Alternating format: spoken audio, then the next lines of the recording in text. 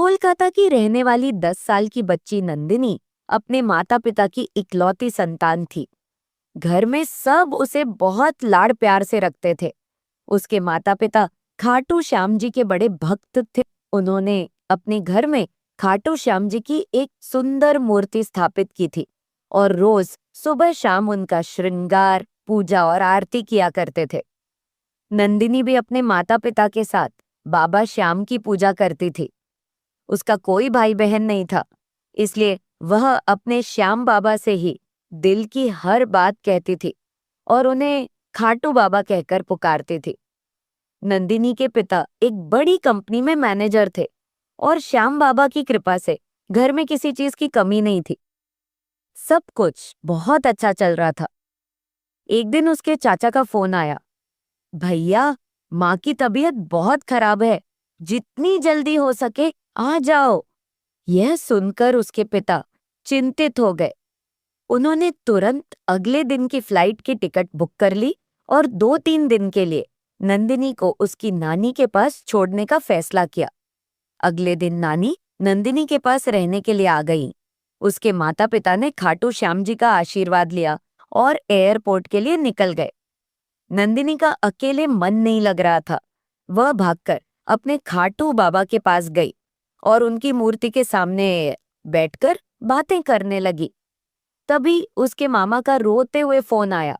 उन्होंने नानी को बताया, दीदी और जीजाजी जिस फ्लाइट से गए थे वह क्रैश हो गई है, उसमें कोई भी जीवित नहीं बचा। यह सुनते ही नानी घबरा गई। उन्होंने तुरंत नंदिनी के माता पिता को फोन लगाया, लेकिन फोन बंद था। वे जोर जोर से रोने लगी। नंदिनी भागती हुई उनके पास आई और घबराकर बोली, क्या हुआ नानी?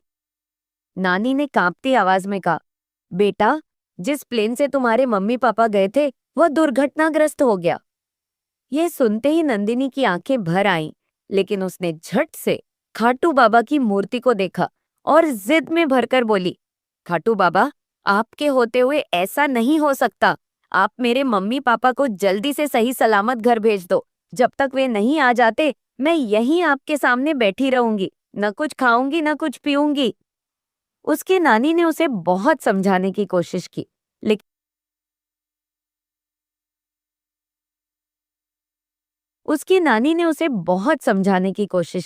लेकिन वह जिद पर अड़ी रही। आंसुओं से भीगी आंखों से वह श्याम बाबा की मूर्ति को देखती रही। तभी दरवाजे की घंटी बजी। नानी घबराते हुए दरवाजे की ओर बढ़ी। जैसे ही उन्होंने दरवाजा खोला, सामने नंदिनी के माता पिता खड़े थे। उन्हें देखकर नानी की आंखें फटी की फटी रह गईं। नंदिनी भागती हुई आई और अपने मम्मी पापा से लिपटकर जोर जोर से रोने लगी। नानी ने कांपती आवाज में पूछा, बेटा, तुम लोग वापस कैसे आ गए?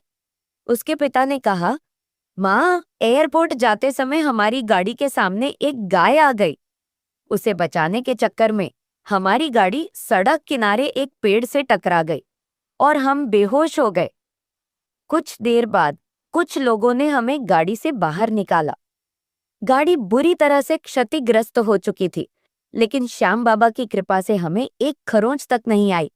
इन सब की वजह से हमारी फ्लाइट छूट गई और हम घर वापस आ गए। नंदिनी ने रोते हुए कहा, मम्मी, अच्छा हुआ आपकी फ्लाइट छूट गई।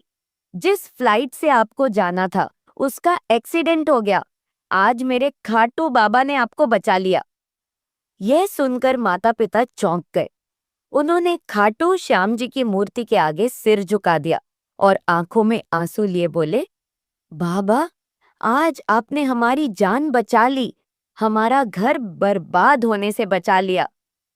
कभी कभी जब हमारे साथ कुछ बुरा होता है तो हम यही सोचते हैं कि ईश्वर ने हमारे साथ ऐसा क्यों किया, लेकिन ईश्वर अकारण कुछ नहीं करते। वे जो भी करते हैं उसमें हमारी भलाई छिपी होती है। कई बार वे हमें छोटी छोटी परेशानियों में डालकर किसी बहुत बड़ी मुसीबत से बचा रहे होते हैं। अगर आपको यह कहानी पसंद आई हो तो कमेंट में जय श्री श्याम जरूर लिखें। जय श्री श्याम।